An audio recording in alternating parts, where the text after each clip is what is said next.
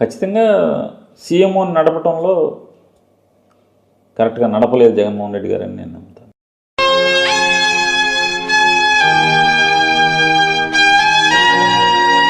సీఎంఓని ఎమ్మెల్యేలకు అనుకూలంగా నడపలేదు chief minister ఆఫీస్ని. అందుకే అది ఉప్పు తీరాలి. తప్పు జరిగిందన్న ఉప్పు తీరాలి.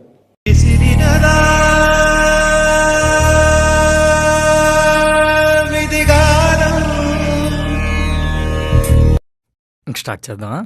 తగలబెట్టండి సార్ నిరంజన్ గారు.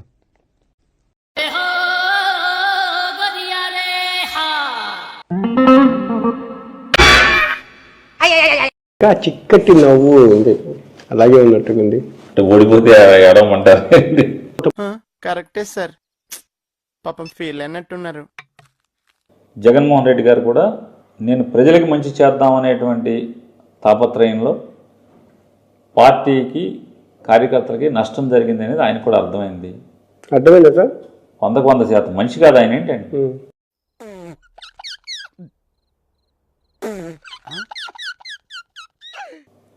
మనిషి ఉన్నాడు, మనిషి మెదడు ఉంది కదా, ఆలోచన జ్ఞానం ఉంది కదా. ఆయనకి అర్థమైంది మనం ప్రజలకు మంచి.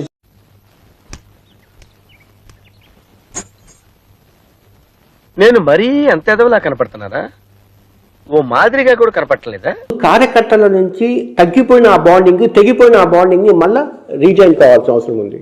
జగన్మోహన్ రెడ్డి గారు రోడ్డు మీదకి రావాలి, కానీ బాండింగ్ అనేది సెకండ్స్లో ఏర్పడుతుంది. బాబు పక్కెళ్ళాడుకోమ్మా. విజయమ్మ గారు, షర్మిల గారు ఆస్తి తగదా ఉంటే కోర్టుకు వ్యాజ్యానికి ఏంటి వేసుకోవచ్చు కదా.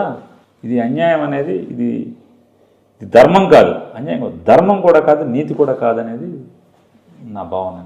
ఆ మాట నువ్వు చెప్పకూడదు. ఎందుకు చెప్తున్నా? అంటే అధికారులను నమ్ముకుంటే ఎవరైనా ఇబ్బంది అనండి. ఎవరికైనా, ఏ రాజకీయ నాయకుడికైనా పూర్తిగా అధికారులను నమ్ముకుని రాజకీయం చేస్తే ఇబ్బంది.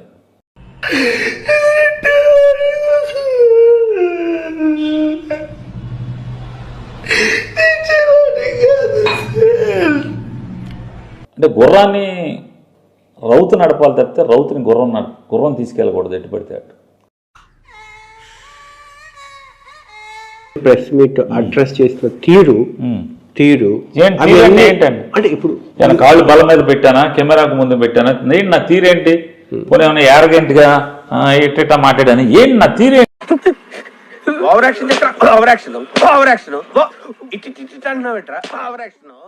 ఎప్పుడో చూసారు సార్ మీరు చెప్పి ఏకవచనంతో సంబోధించడము. కొడాలి నాని అని ఆయన, అతని నైజం అది, అతని నైజం అది. జనం అట్లాగే ఇష్టపడతా వచ్చారు. ఏంటి మమ్మీ ఎవడీడు? దేశంలో ఉన్నప్పుడు కూడా కాంగ్రెస్ వాళ్ళు అట్లాగే 2019 నుంచి అది పరాకాష్ఠకు చేరినట్టు కనిపించింది, ఎక్స్ట్రీమ్ లెవెల్ పోయినట్టు కనిపించింది. పరాకాష్ఠలో అప్పుడే మీరు పాత వీడియోలు చూసుకుంటే అప్పుడు అదే ఇప్పుడు ఇదే. నీలాంటి యూజ్లెస్ ఫెలో తప్ప ఎవడు అలాంటి మాట అండు.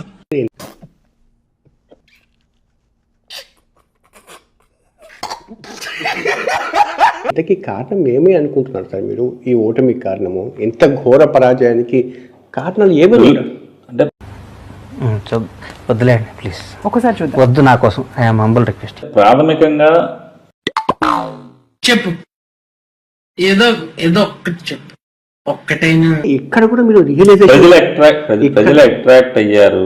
చంద్రబాబు నాయుడు గారు ఇచ్చిన హామీలు ప్రజలు అట్రాక్ట్ అయ్యారనేది.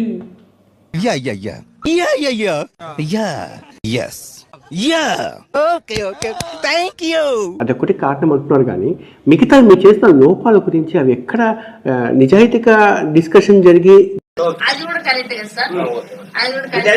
క్యాపిటల్ మార్చమని చెప్పి ఎవరు అడిగారు? అమరావతి క్యాపిటల్ మార్చడం వల్ల, మీరు 3 క్యాపిటల్ చేయడం వల్ల అక్కడ మీకు ఇటు విజయవాడలో అటు విశాఖపట్నం దెబ్బపడిన మాట వాస్తవం కాదంటారా? అసలు మీకు ఈ ఆలోచన ఎలా వచ్చింది?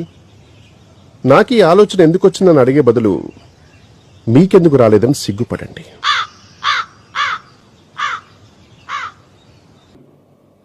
అమరావతిలో పెట్టమని ఎవరు చెప్పారు? అమరావతికి పెట్టడానికి ఇబ్బంది లేదని మీరు ఎందుకు అనుకున్నారు? రాధా 550 స్టీల్ టిఎంటి ప్రశ్నల మీద ప్రశ్నలతో నా నోట్లోంచి మాట రానివ్వకుండా చేద్దాం వల్ల ఉపయోగం ఉంటుంది. మండుతున్నట్టుంది. సార్ మీరు అధికారంలో ఉన్నప్పుడు నిజాలను చూసే ప్రయత్నం చేయలేదు, ఇప్పుడు ప్రతిపక్షంలో ఉన్నప్పుడు కూడా మీరు వాస్తవాలని అంగీకరించట్లేదు సార్. అసలు ఎందుకు సార్ మార్చింది చెప్పండి సార్, నాకు ఇప్పుడు అర్థం కాదు. అసలు క్యాపిటల్ అక్కడి నుంచి ఎందుకు మార్చారు? క్యాపిటల్ మొత్తాన్ని నేను మార్చలేదండి. సార్ ఎందుకు సార్ ఇవన్నీ ఇలా మాట్లాడతారు? ఇంకా ఇప్పుడు ఎగ్జిక్యూటివ్ క్యాపిటల్ అంటే మెయిన్ సార్ క్యాపిటల్, అది విశాఖపట్నం అని చెప్పి మీరు చెప్పిన మాట వాస్తవం కదా. న్యాయ రాజధాని కర్నూలు అని చెప్పి 5 ఏళ్ల పాటు కాలయాపన చేసి నిజం కాదంటారు నాకు భయం అవుతుందిరా సార్. ఇప్పుడు కాలయాపన అంటే ఏంటి?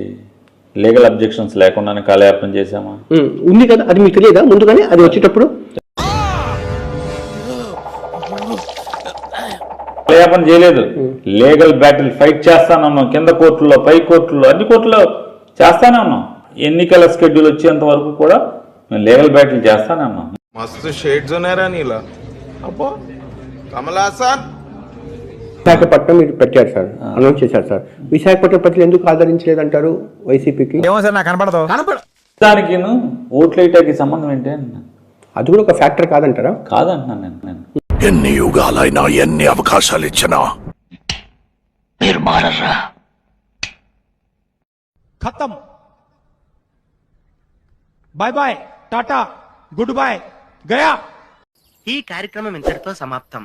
రేపు ఇదే అలవాసులపై మళ్ళీ కలుసుకుందాం. అంతవరకు సెలవా మరి.